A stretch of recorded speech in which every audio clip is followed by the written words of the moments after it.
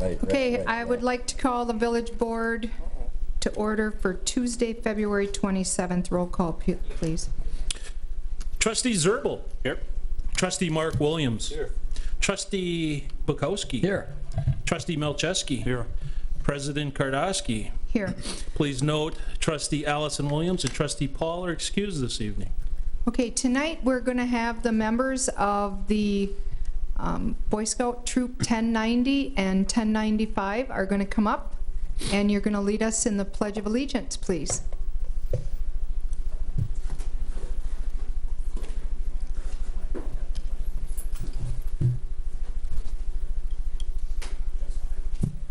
So everyone's... You can come up closer, fellas, Yeah, if you'd come like. on up. Okay, you start us off. To the flag of the United States of America and to the republic for which it stands, one nation, under God, indivisible, with liberty and justice for all. Thank you. Good job. Thank you very much, guys. Very good job. And always remember our young men and women that we have throughout the world. Okay, I have no changes to the agenda. Move to approve. Second. I have a motion and a second to approve the agenda as presented. All those in favor say aye. Aye. Opposed? Motion carried. Action on open and closed minutes from January 23rd, 2018. I have no changes. Move to approve. Second. We have a motion and a second to approve the minutes from Village Board, January 23rd. All those in favor say aye. Aye. Opposed? Motion carried. Number 6, comments from the public must be limited to items not on the agenda. Is there anybody in the public that would like to talk about items not on tonight's agenda? Any items not on tonight's agenda? Okay, hearing none, we will move forward. Number 7, written communications or announcements. We have a letter. We have a letter addressed to Chief Eric Dunning, Captain Jody Crocker, Officer Jackie Dunlap, Officer Jeff Everett from Ashwaubenon Superintendent Brian Haynes in regard to accommodation. And it reads as follows. Dear Ashwaubenon Public Safety, at a time of crisis and stress, it is great to know we have a group of professionals like you on our team. Thank you for your willingness to lead and play a major role in our district-wide lockdown on Wednesday, February 21st, 2018. We are fortunate to have a law enforcement team that provided our students, staff, and schools with the immediate responsiveness you showed during our recent district-wide lockdown. Your leadership in communicating with building administrators, securing our facilities, and aiding in communication with our families was outstanding.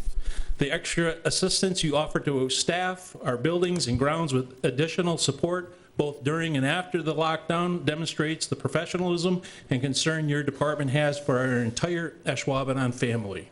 We are very fortunate to have the confidence and security for an outstanding partnership with your department. Thank you for everything you do every day for our students, staff, and schools. With much appreciation, signed Brian Haynes, Superintendent of Schools, Ashwaubenon. So that was kind of a scary moment, I'm sure, for any parents out there whose children were at the school, and we have great guys in our public safety and gals in our public safety that dealt with the situation. Okay.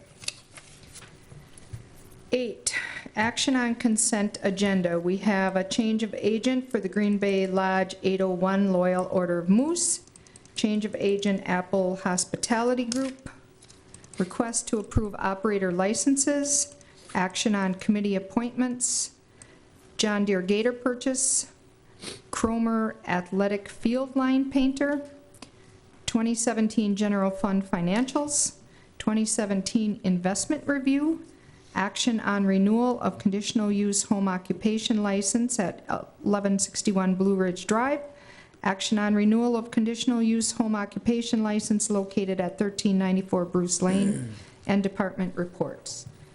If anybody wants anything pulled out or discussed. Move to approve the consent agenda as presented. Second. We have a motion and a second to approve the consent agenda as presented. All those in favor say aye. Aye. Opposed? Motion carried. Number 9, action items. 9A, action on public stadium lease and baseball sublease agreements with Ashwaubenon Events LLC. Just to kick it off, I'm actually kind of going to give you an overview of A, B, and C items on there, just because they're all sort of intertwined. Tony will dive in a little bit further in terms of the lease agreements, and then also Vern Stemman from Big Top is here, and we'll do a little bit of a presentation, much of what the board has seen previously, but just so the public can see some of the things that we're excited to see happen next door. So overall, what we are proposing to do is enter into a lease agreement with Big Top Baseball. They are owners of the Green Bay Bullfrogs, so there is a sublease agreement that you have there that addresses more particularly that portion of the agreement. As the board knows, we are looking to acquire the property next door to Village Hall. We do have a purchase agreement in place for that. Then I'll let Tony go into the details overall in terms of those lease agreements. Simultaneously with this, what we're looking to do tonight is then also engage Pendulum. They are an architect out of Kansas City. Their expertise is minor league baseball stadiums. They've done them across the country, have quite a bit of an experience with it, and have also done projects previously with Big Top. They've already been up to view the site and think that our goals in terms of what we're trying to achieve in aesthetics and activity and programming wise is realistic for the budget we have set. So we are looking to engage them. They will be the architect, and then they will engage they will have subcontracts with structural engineers, civil engineers, and whatnot underneath that. And then also we are looking to approve a construction management agreement with Rodak Construction.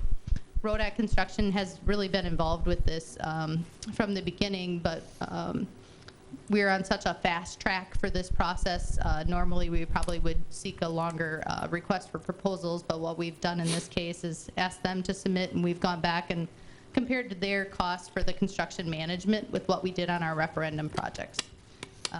This is not the construction itself. What we're looking for from Rodak is to assist us in the design process to make it cost-effective construction. For those of you that were on the board previously with the referendum projects, we experienced issues in terms of architects design things, but the cost of construction is escalating so quickly. It's hard for us to stay ahead of that curve, and we want to make sure that what we're looking at and what we're trying to bid out can actually be affordable with what our target project amount is. So they will assist us with that, then also prepare the bid specs in conjunction with the architect, and then there will be multiple, or we're anticipating multiple bid packages that will actually go out and comply with our public bidding requirements. Then they will also serve as the on-site supervisor, if you will, in terms of safety components. Is it being constructed as it is? It also allows us to use Pendulum in the most cost-effective way as possible because they are out of state.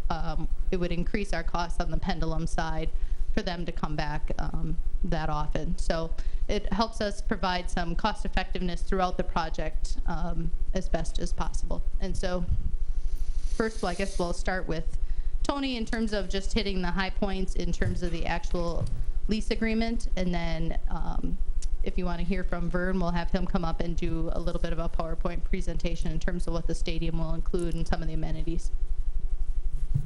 Okay, just to follow up on that and to outline the basic terms and conditions of the management agreement, or really the public stadium lease agreement that's contained in the packet, and then the baseball sublease that's incorporated as part of the public stadium lease agreement.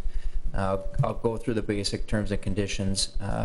So really what we have is the construction of a public stadium that is intended to be used for baseball, soccer, and various other community events and other sorts of uses to draw people to the stadium.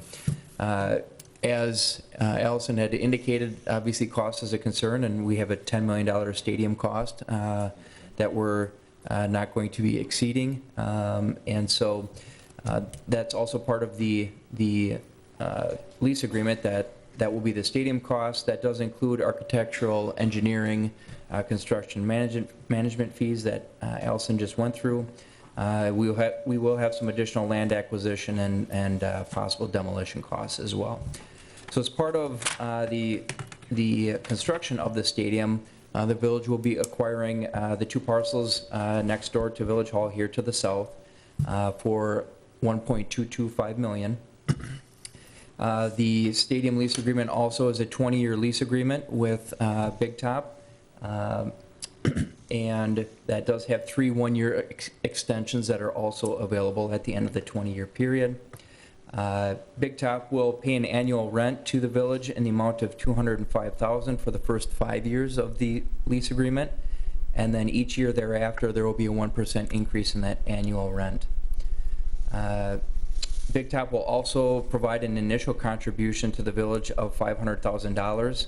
That will go towards the construction of the stadium. That may include cash as well as a combination of donations for items such as seats, digital billboards, and things of that nature that will go into the stadium.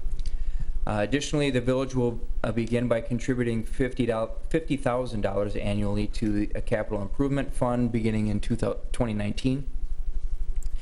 And Big Top will then begin to contribute as well into that capital improvements maintenance fund between the lease years 6 and 20 with a total amount of $750,000 in capital improvements.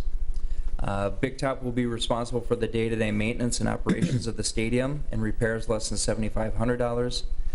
Village will be responsible for capital improvements, large maintenance items greater than $7,500, which again is where that capital maintenance fund will come into play. Big Top will also be able to obtain naming rights with respect to the stadium and retain proceeds that they will be able to obtain from that. And then the village, again, as part of the stadium lease agreement, does have the ability to host up to 10 community events annually in the stadium. And the lease agreement, again, goes through the logistics of how we'll work together to schedule all of that. And as I indicated, there is a baseball sublease that's kind of an exhibit to this primary stadium lease agreement that pertains specifically to the Bullfrogs and the Northwoods League and being a part of that league and playing baseball in that stadium as well. So with that, I think that outlines the basic terms and conditions of the agreements that are before you. The one other note, the entity name is Ashwaubenon Events LLC. There is a request to change that to Big Top Ashwaubenon LLC. Otherwise, that about covers it. Tony, I got a question for you. What about the grant from Stadium District for $500,000 that they had before they came here?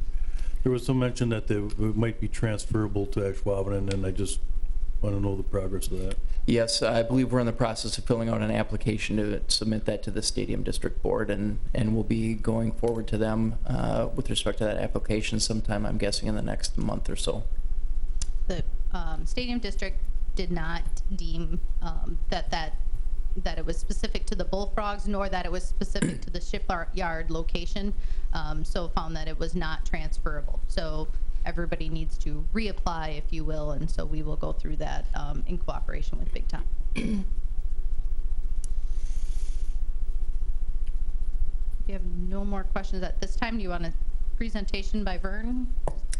I think some more of the details, or you're all good? Sure. Great.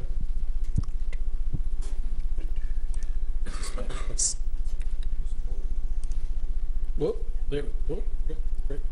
All right, well, State your name and address, please, Vern. Vern Stenman, 3363 Fish Camp Road in McFarland, Wisconsin. First of all, I want to welcome the Boy Scouts here. Fun to see them. Hopefully we have them out at the ballpark here in Ashwaubenon in the future, maybe camping on turf for the first time someday. It could be fun, but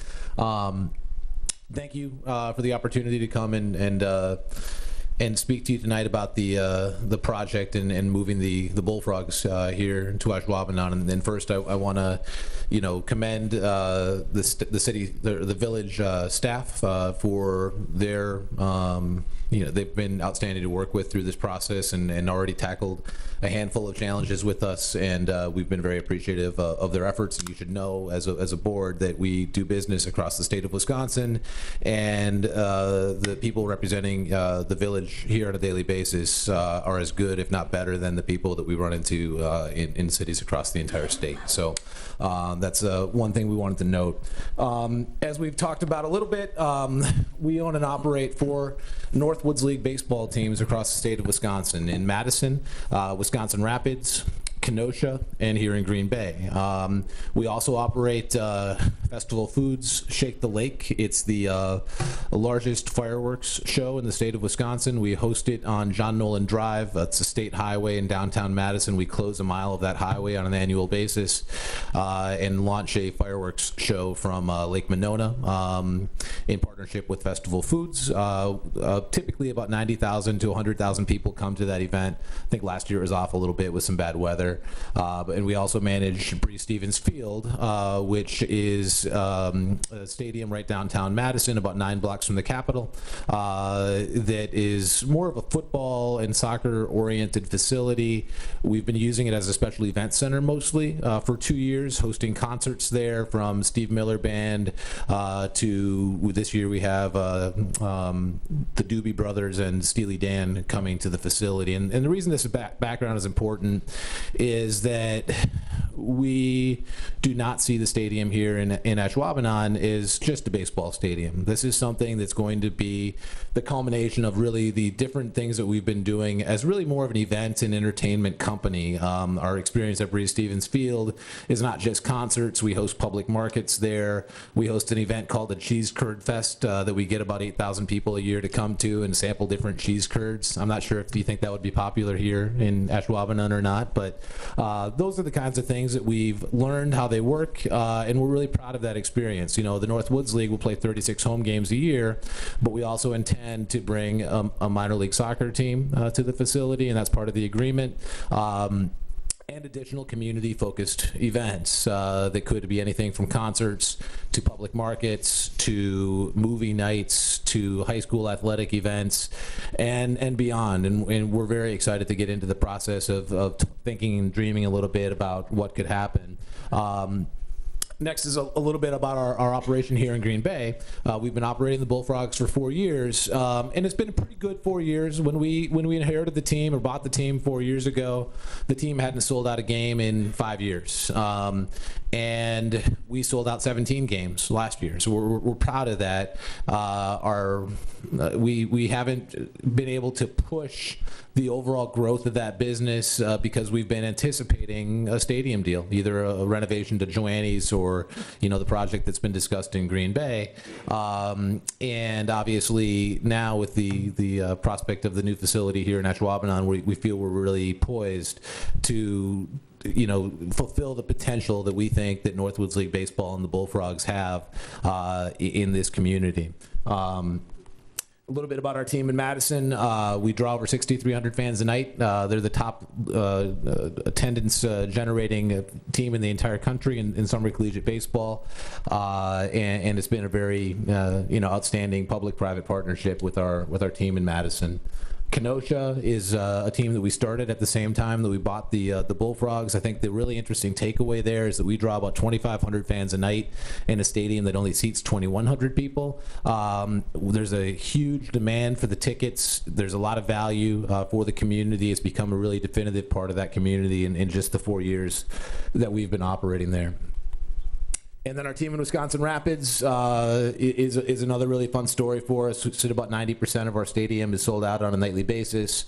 And this will be our 8th year in Wisconsin Rapids, playing in an old Works Progress era stadium not far from downtown Wisconsin Rapids. Bree Stevens Field, we talked a little bit about. We took that facility. They were hosting 36 events on an annual basis at that facility before we came in to manage it. Last year, we hosted, I think, 180 overall events at the facility, and brought attendance from, I think, 16,000 people to over 83,000 people last year. We're planning on bringing a minor league soccer team to Bree Stevens Field as well. That would start in 2019, the same year that we would start here in Ashwaubenon, and are very excited to see that as probably the primary use at Bree Stevens Field down the road. A little bit about our group. It's myself, and I was the first employee of the Madison Mallards in 2001 when we started. A gentleman by the name of Steve Schmidt is the owner of the Mallards, and he and I, about 8 years ago, decided to get into a partnership to expand our brand across the state. That's when we bought the team in Wisconsin Rapids. We brought Connor Kaloya in, who was at the last meeting and couldn't be here tonight, but he's our third partner. Connor and I are basically the operating partners of the business, and we, run the teams throughout the state in partnership with Steve. Last year, we hosted over 200 events, 550,000 fans. I think we talked a little bit about that earlier. And I talked about how we started as a baseball company and we've evolved into really an entertainment company. And our company overall employs over 800 seasonal employees. I think we're at 39 full-time employees. I think that's another nice part of the story we haven't talked a lot about here, is we anticipate the Green Bay staff to grow from, I think we're 4 people on a full-time basis right now. We'll probably be at least 10 to 12 people, all with a would-be office out of the stadium once the stadium is complete.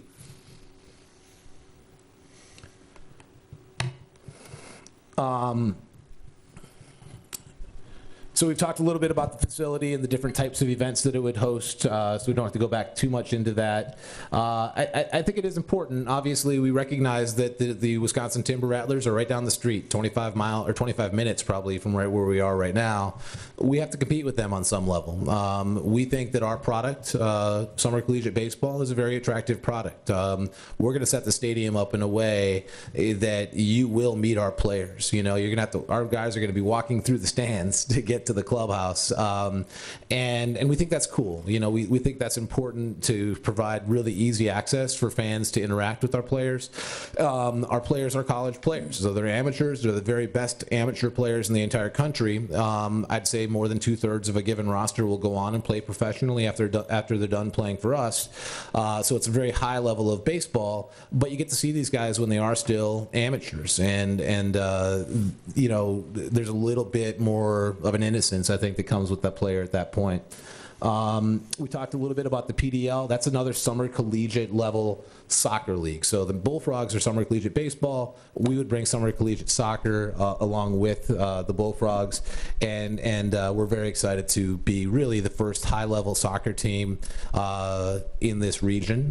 There's actually not a soccer team in the state at this point at that level. The 2 highest level soccer teams in the entire state by 2019 would be our team in Madison and the team here in Green Bay. And we've talked about the multi-purpose facility, I think, quite a bit as well. We anticipate at least 150 days of use. I think in the contract we have a minimum of 90. I think that's going to be an easy threshold for us to meet between athletic uses, public uses, free events, baseball, soccer games, and beyond.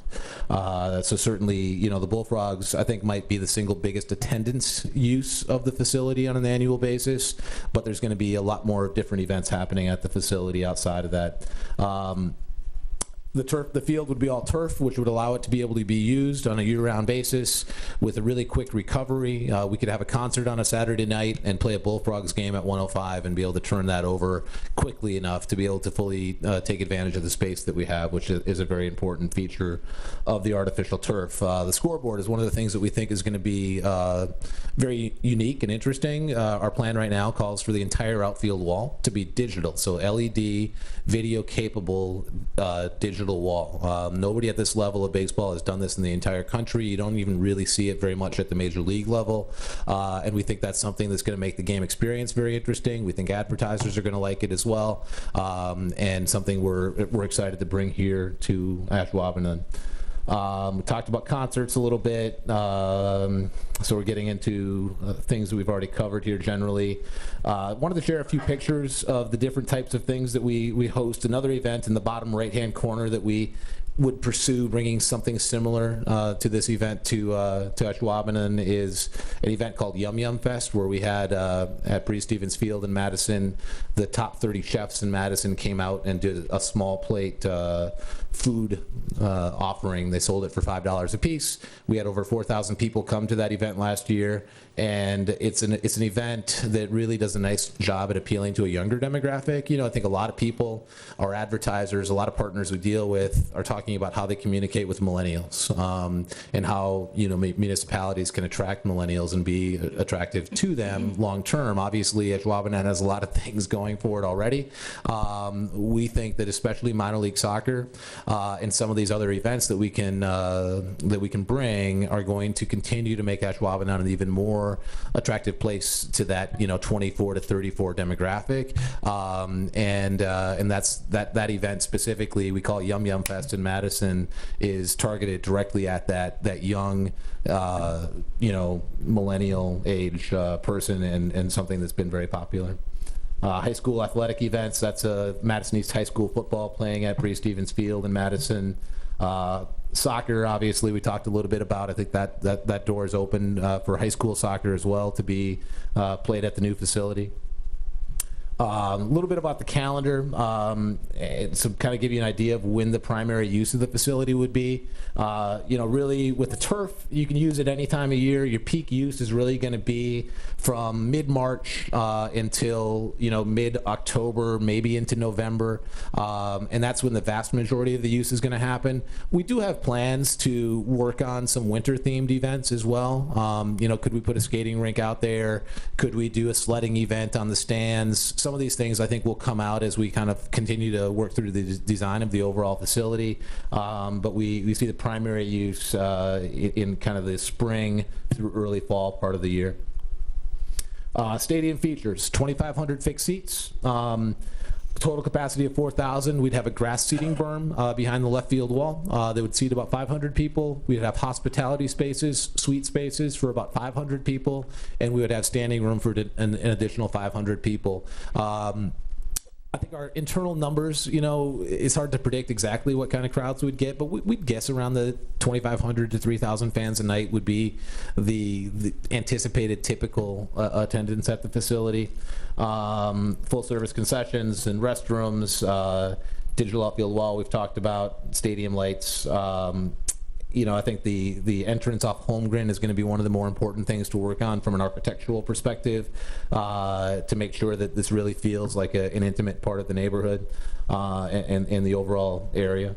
Press box dugouts, and we are working on the possibility of reusing at least portions, if not all, of the existing building that's on site. And the architect appears to be very excited about that potential and sees quite a bit of interesting things that we can do that kind of gives it a nice reuse side of things as well. We do a really aggressive reading program in all of our markets across the entire state, and we provide 2 tickets basically to kids that participate in their school's reading program. That's a program that we already do here in Green Bay. We think with the new stadium, we have an opportunity to grow that program dramatically, and that's something we're excited to bring to the community. All of our players are required to do 4 community appearances a year. That's part of us developing them as young professional athletes, hopefully someday, and get used to those kinds of things. All of our players stay with host families. I think that's another really great part of the story. I think we already have a bunch of host families here in Ashwaubenon, and hopefully would be an attractive thing to families again in the future to bring these players in for the summer and really get to become a part of the family. A little bit on the timeline, we're shooting for being through design by late May, out for bid in June. Construction starting in August is the hope. with about a 10-month construction window. And I know that Andy from Rodak is here tonight. If you have any questions, I'm sure he'd be happy to answer those more competently than I can regarding the construction side of things. Opening day, we'd probably be on the road for the first week of the Northwoods League season in 2019 by request to the league to make sure that we give ourselves as much time as we can. But that would be opening day, first week of June in 2019, and the PDL soccer team starting in 2019 as well. A little bit about some other events here. This is our bodega. It's a market that we've hosted at Breeze Stevens Field for the last 2 years. It's a free event. We have 60 to 80 vendors selling everything from antiques to homemade crafts and produce, cheese curds, beef sticks, all kinds of things like that. We bring in food carts for the event as well. It's an event that normally gets about 3,000 fans to come out for, and we do it in Madison on a monthly basis, basically 3 times a year in the summertime. This kind of shows some of the vendors and things that we're offering at that event. This is a movie night at Breeze Stevens Field, the Harry Potter movie that we showed last year. This is a party space that we built last year in Madison, the Great Dane Duck Blind. I think that, you know, this is kind of to give you an idea of the potential of types of things that would come in the facility. We would certainly have indoor hospitality and some outdoor hospitality spaces. It looks like those will most likely be more down the third base side of the stadium as the layout works in Ashwaubenon, which we actually think is better than what we've built in Madison. But this kind of gives you a shot of some of the types of experiences and feel that we'd like to create. One of the fun things we do is we actually have our mascot in 2 of our markets zip line in from the right field corner. So right before the game starts, that's not Photoshop. That's actually our mascot flying over the top of our fans. And we haven't actually gotten to that point to consider if we do that here in Ashwaubenon, but it's pretty fun. It kind of sets the tone. I think one of to kind of explain how the baseball works for us. I mean, baseball is the reason people come to our games for sure. It's number one. However, we entertain and we put on a great show, and we like to invest in things like this. And the best way I can explain it is years ago we had a liability issue with our zip line through our insurance provider for part of the summer, and we closed the zip line down for I think the last month of a season in 2011 in Madison. And we had season ticket holders that fall call us up and say, I'm not renewing my season tickets to your baseball team unless you fix the ziplining duck. So it kind of puts in perspective what we're doing. It's absolutely baseball. It's the best amateur baseball in the country, but we're going to make sure people have a good time along the way, and we're really going to invest aggressively in the entertainment side of things. So that's what I've got. Sorry for taking so much of your time here tonight, but we are so excited to be a part of this community, and thank you guys all very much for your time, and I look forward to answering any questions that you may have. Any questions for Vern? I have none. I think we got a lot of them answered at our last meeting and everything, so I don't have any either. I think it's important to the people in the audience and those listening in that we did meet. The board met with the gentleman who just spoke and his partner at an earlier meeting in the closed session, and we had a lot of questions and a significant discussion. So it's not like we don't have any questions. We do have questions. We asked them, and they were answered. So just so people are aware of that, and we were satisfied with the answers we got, and that's why we are where we are tonight. We're excited too. I've gotten a lot of positive responses since this came out. A lot of excitement. People are excited to get the bullfrogs here. So since it sounds like you don't have any questions, we actually need to address all 3 items separately. Thank you. What staff is looking for is for you to approve the lease and sublease agreement, and then we would do a separate professional services contract with Pendulum, and that is in an amount not to exceed $753,739. And then finally, a construction management professional services contract with Rodak, and that also would be in an amount not to exceed $457,356. And again, to note, those 2 fees and the actual construction of the stadium would all not exceed $10 million. The land acquisition is separate, and then potentially some demolition, wetland issues would be separate from that. Do we want to see if there's anybody out here that wants to talk on this issue, I guess? I just, Okay, is there anybody out here who would like to speak for or against the stadium? okay. Hearing none. Okay, I'll make a motion that we approve the public stadium lease agreement and baseball sublease as presented. Second. okay, we have a motion and a second to approve the public stadium lease and baseball sublease agreement. I do have a question. We capped the ability for us to use the facility 10 times max, right? Say that again, cast it. Why did we cap that? What happens if we're able to, or if it's available for 12 events? I'm sure they would work with us. Yeah. I think Just as the simple issue as is that. we don't feel like we have the staffing capability to do it. We're kind of hoping they will do it. So what we did add into the contract is guaranteed that they would do a minimum number of events, because to us it was staff-wise thinking more important just to make sure it's activated. So we had a lot of discussions just in terms of making it sure it's, as much as I love baseball, more than baseball, doing more and more activities. So since we didn't have any particular events, we do have the ability to send them dates and whatnot, but we didn't have any particular event. If we were gonna switch the Ashwaubenon Blast, we can switch that, but that's really our only community event right now that's really staffed and managed internally with a lot of external help. Okay, so it's a matter of if it was available and the village decided we wanted to throw another event on there, it'd be worked out. Yeah. Okay, so we have a motion and a second to approve that. All those in favor say aye. Aye. Opposed, motion carried. 9B, request to approve professional services contract with Pendulum Architects. Make a motion to approve the professional services contract with Pendulum as described in item 9B.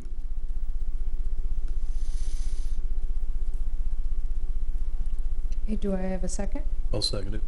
We have a motion and a second to approve the contract with Pendulum for $753,739. All those in favor say aye. Aye. Opposed, motion carried. 9C, request to approve construction management professional service contract with Rodak. I'll move to approve the construction management professional service contract with Rodak as described in item 9C. Second? Okay, we have a motion and a second to Sure. approve, I'm sorry, I want a question. to approve the contract for $457,356, not to exceed. Okay, question? I know that Allison had some calls, or a call about contracting. All received an email, which you may not, that arrived later in the day. So maybe just kind of backtrack on that. We did not do a request for proposal specifically for this. Frankly, we just don't have the time in terms of where we are construction schedule. But what we did is Rodak has been involved in this project from the get-go.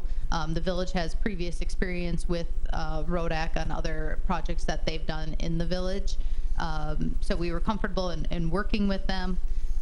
What we did is have them submit a proposal, and then we compared that proposal to the fee structures and proposals that we received on the referendum projects, and they are below what, percentage-wise on the total project, below what we had received on those referendum projects. Those were around 5%. They're about 4.5%. Theirs is an amount not to exceed. So say construction runs longer, that there's other delays, there's not that increase to it. If the overall construction, there's a portion of it that's percentage based. If that overall actual construction project costs were to go down for some magical reason, that fee would go down as well. But That was in general contracting. There's the questions on here, not this though.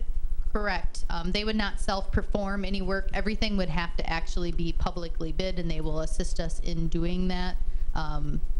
that the person asking those questions is a general contractor, so they're looking to bid on the overall project, and would serve as, in essence, potentially could serve as that role plus all the other portions of it.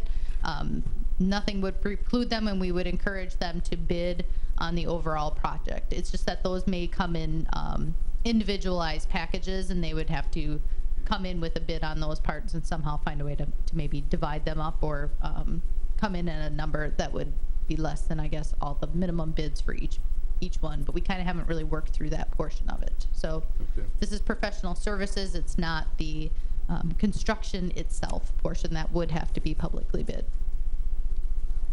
Okay. Okay.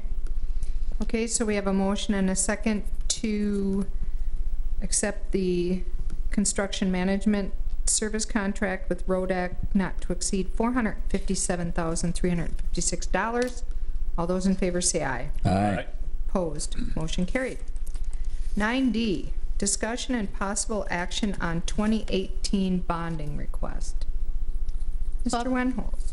Greg kind of go into more in depth, but essentially this is our overall total bonding request, and it includes the stadium bonding as part of it. So we'll kind of walk through that, and I'll just turn it over to Greg. This will include some of that discussion we've had in the past about using the cash reserves regarding some general fund construction costs relating to Mike McCarthy Way. So what you have before you is kind of the plan, one of the option plans for our bonding that we would need to do for both the Mike McCarthy Way road reconstruction and the baseball stadium. We talked about the total cost of the Mike McCarthy Way is $3.7 million, and as we talked about back in December with some of the excess funds, different options to use. In this case, we would like to take $1 million of that reserve and apply it towards this project, so that would reduce our total other cash needs to $2.7 million, and then also apply $1 million that we actually bonded this in 2017 for across the street. We were going to put a road in. That project has been just delayed, if you will, so we could use those proceeds, apply it against that project as well, which would leave us for another $1.7 million left to borrow. On top of that, we'd like to focus a little bit more on getting some of our road reconstruction out of TIF and back on the general levy, which we've done in the past. Our general levy, I have a graph provided that shows you the kind of our debt structure, if you will. The top portion is including all the different areas, whether general fund, referendum, and each of the TIF debt. And the bottom graph in blue is just our general fund, and you can see how it's tapering down over time. So we have the capacity to take on a little bit more debt without impacting our levy. And we think that, talked with Allison and Mary about this at length, and we think it's a good idea to bring back some of that onto our general levy to even that out over time, which would then put less of a burden on our TIF districts. As you can see, TIF 3 in the green has a high level of debt. It does taper down over the next 5-6 years, but to avoid having TIF 5 incur a lot more debt, we'd like to do that with the road construction project. So it basically have zero impact to our levy, if you will, because as debt is coming down, Baird, who prepares our bond schedules, will kind of fill in the gaps, if you will, so that's a nice even flow debt going forward. So Mike McCarthy Way still is a $3.7 million project, and we would put 1.7 of that in TID 5 over 20 years, which would go with the debt for the baseball stadium. So the baseball stadium needs are laid out here: land of $1.225 million, the stadium itself $9.5 million, and a demolition cost of $500,000. Some of those numbers, like the demolition, and then as was presented, some of that might be reused, so maybe that demolition cost won't be there. But we're going to still plan for that ahead of time, just so we have the funds available. So it's an $11,225,000 total projected cost for baseball stadium that we would bond over a 20-year issue, and that would all be in TID 5. So that would stay away from the general tax levy. That would stay in TIF and amortize that out over 20 years. This, not to get too confusing, this is going to be a refunded bond, which means we're going to issue the debt the debt would be issued in May, and we would then reissue a refund bond in November, and that would actually help us shore up a lot of our costs, so that $500,000 number might actually come back down for the long-term debt schedule. So the first debt would be the $11,225,000, and then in November you refinance it and push it out for the next 20 years. And by then we would know if our demolition costs were 500 or 300, and then we could adjust our schedule accordingly. We would anticipate that, well, it won't be anything higher. There's a good chance that that number could be a little bit lower. And we've discussed this with Baird. They've laid out some schedules for us. So the debt service schedule going forward as a whole, we have plenty of capacity. It kind of levels out all of our debt service, whether that's in the general fund or in the TIF district itself.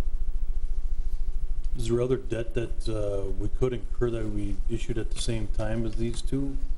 This is all we anticipate for this year. We'd like to do one bonding. That's why we have the two of them presented together. There's no other TIF projects that are out there that could be done? We have some projects that are finishing up that we bonded for last year. We had some sidewalks and some other areas like that. Actually, but right now, the other major projects are all out in the 2019 and 2020, which we'll address in the years going forward.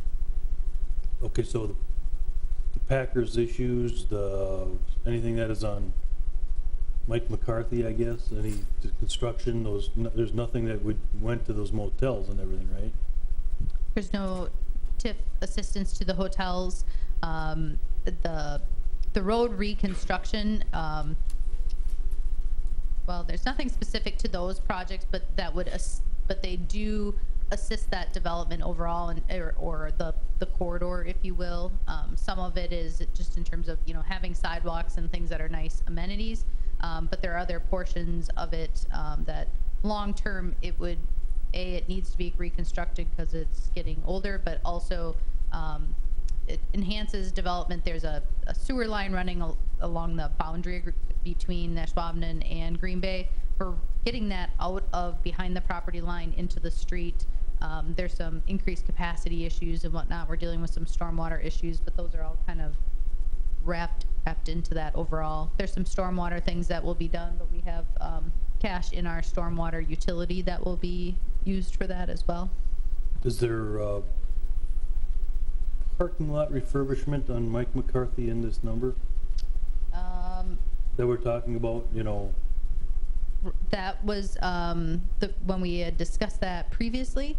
That was we were going to use cash reserves for that because that would pay itself back in a short amount of time. We project that could be paid back with parking revenues if we need to move forward with that part of the project.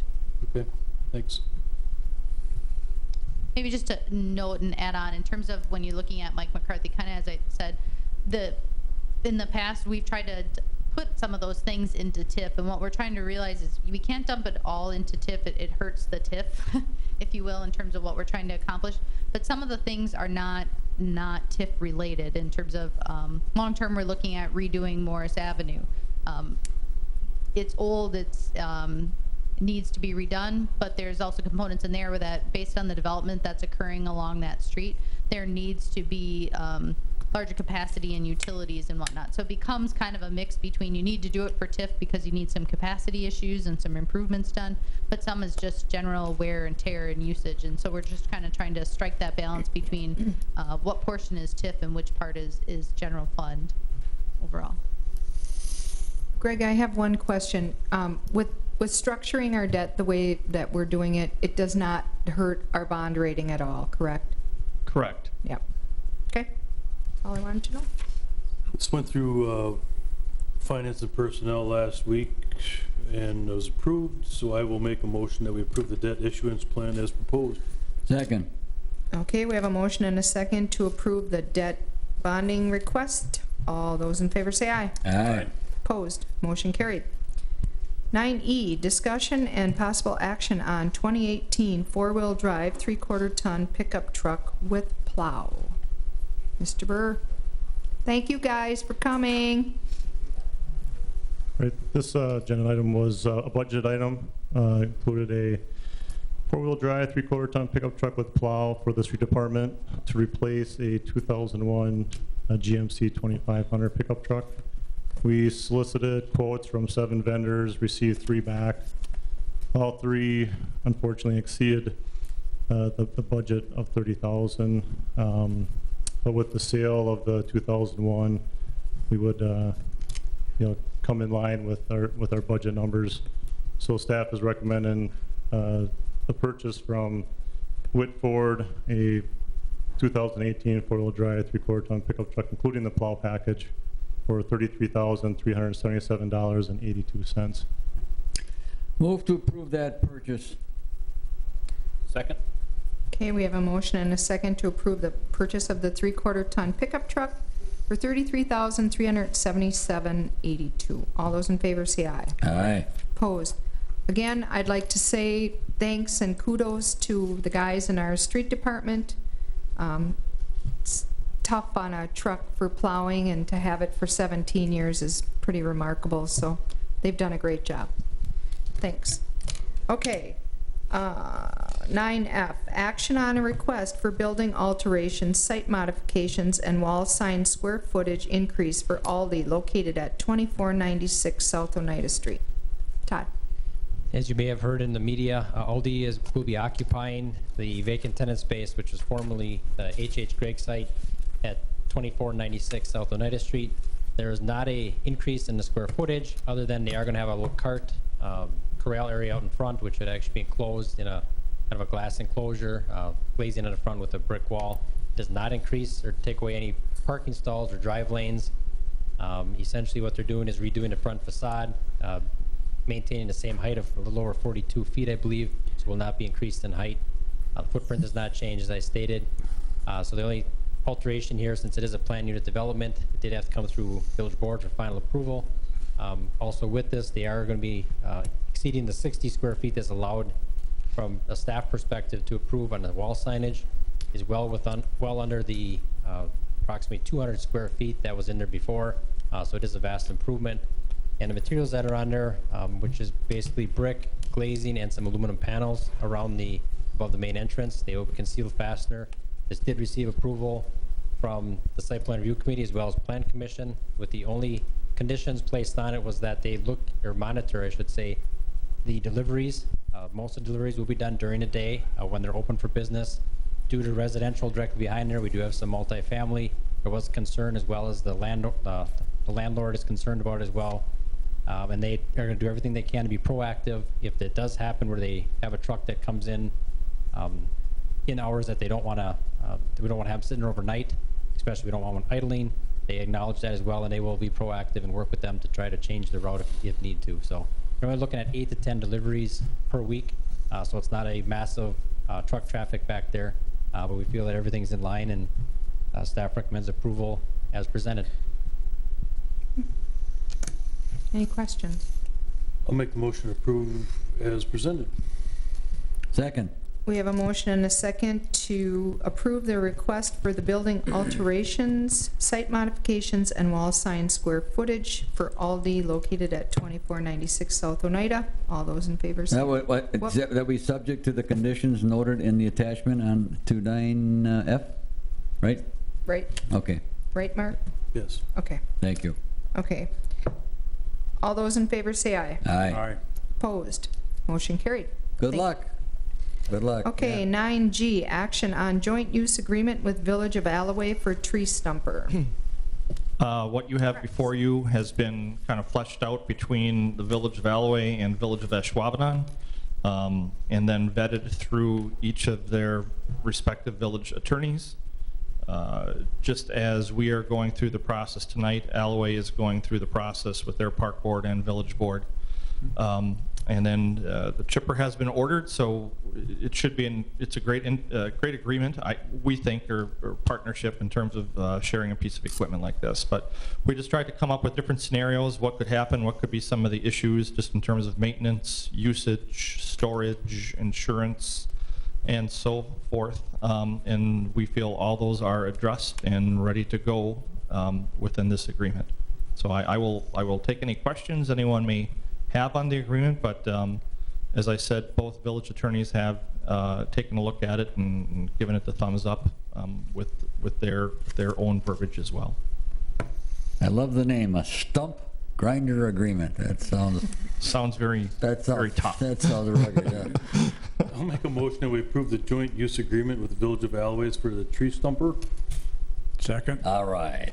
Okay, we have a motion and a second to approve the joint use agreement with the Village of Alloway for the tree stumper. All those in favor say aye. Aye. Opposed? Can we have a ribbon cutting for it? Sure. The first stump that comes up. We can have any kind of celebration anyone wants. Okay. 9H, Thank you. request to purchase 13 snowflakes. So the next most important thing besides a baseball stadium is buying Christmas decorations, holiday decorations. We would like to purchase 13 snowflakes. We are having some of our snowflakes burn out and they are not repairable. We do try to repair them to the extent possible. We have stars that kind of shoosh on Oneida Street. They're also occasionally burning out, and we again try to repair those, but it's easier for us to just manage one type of festive decoration, so we would like to migrate to all snowflakes. We'll try to obviously cluster the stars together, but as those go, we would like to replace those with snowflakes and just be a snowflake. Will 13 give us some extra ones in reserve? I believe it'll give us 2 in reserve. What we had happen this year is when the guys started pulling them out and testing them, we had a few of them start on fire and start to melt.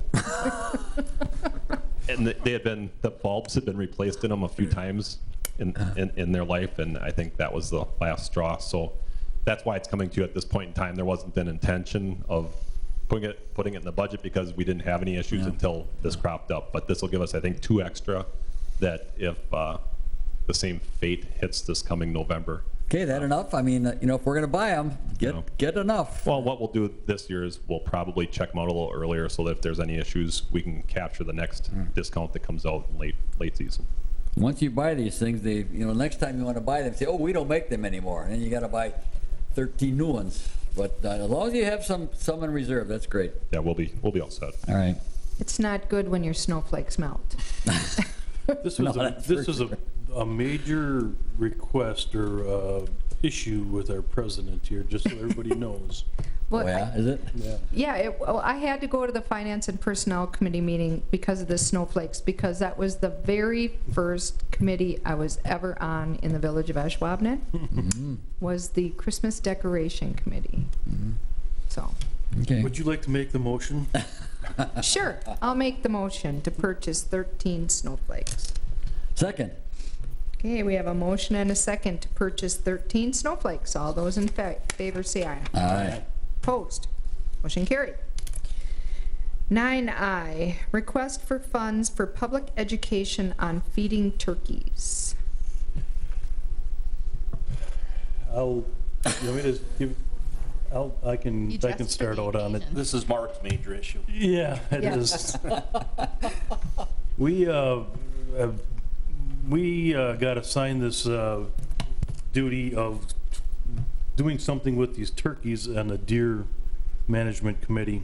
And we had some people come into the meeting and present pictures and discussion on problems that they're having in their neighborhoods and their homes, yards, roosting on cars, roosting on their homes, just causing all kinds of havoc in their neighborhoods, chasing kids, all kinds of stuff. So on the deer committee, we think that it's more of a issue of feeding the deer and the turkeys, the people in there, and people don't understand what's happening out there. So we want to try to inform them on not to feed the turkeys or the deer and try to do something with it.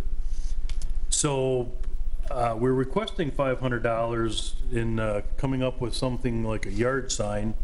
And it also was suggested possibly instead of having these yard signs like your election signs or something, a temporary sign, is to possibly talk to Doug to see if there's something we can do to make a permanent sign to maybe go on like the street stop signs or speed limit signs or something like that, so that they stay up there more permanently to keep the issue out there in front of the people on that is illegal to feed these animals and cause the problem of eating people's shrubbery and grass and all that kind of stuff.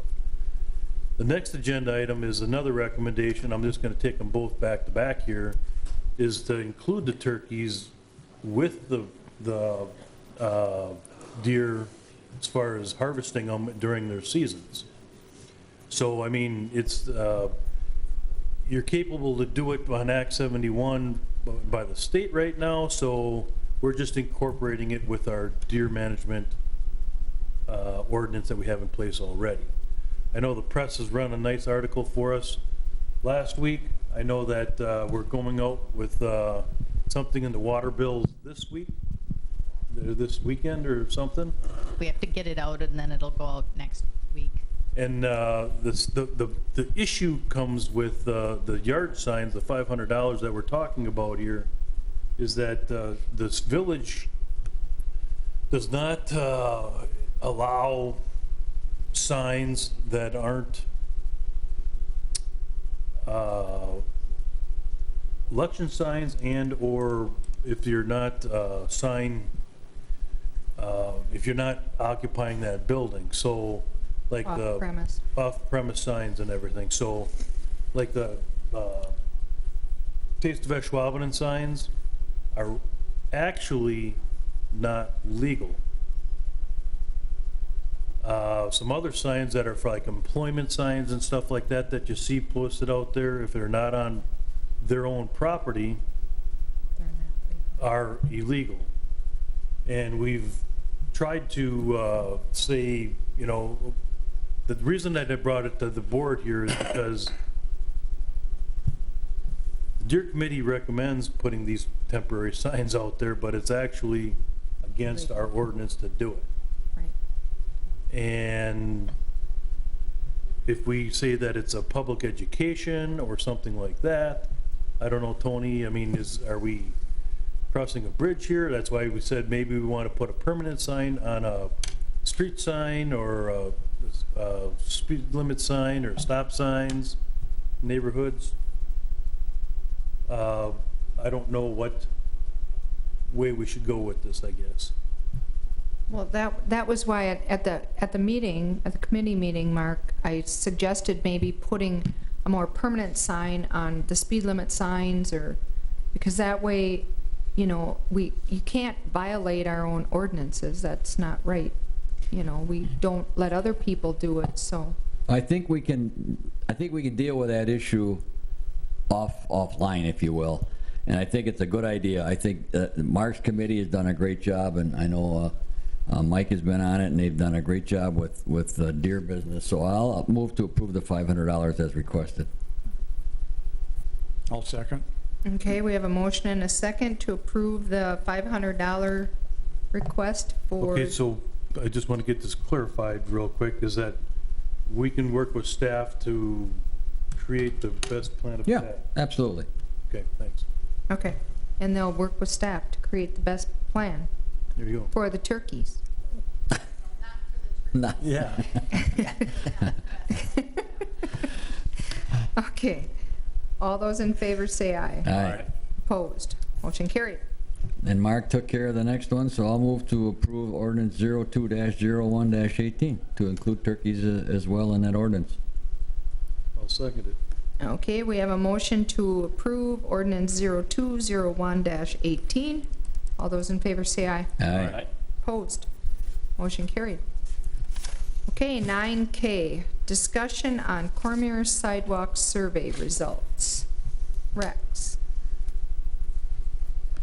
You have a fairly large information packet in front of you regarding the sidewalk results, because the Ashwaubenon residents did not have any issue letting us know what they thought, which is actually great, because it actually is interesting reading, because it touches on a lot of different things and a lot of different thoughts by people that are in favor of the sidewalks and by people that are not in favor of the sidewalks.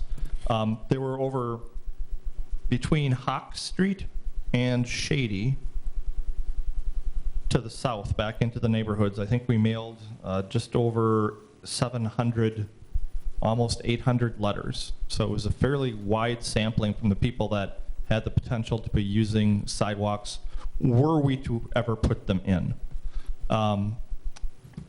Just trying to summarize in general, about 65% were in favor of the sidewalks overall, about 35% were not, and that's just a very general paintbrush stroke there.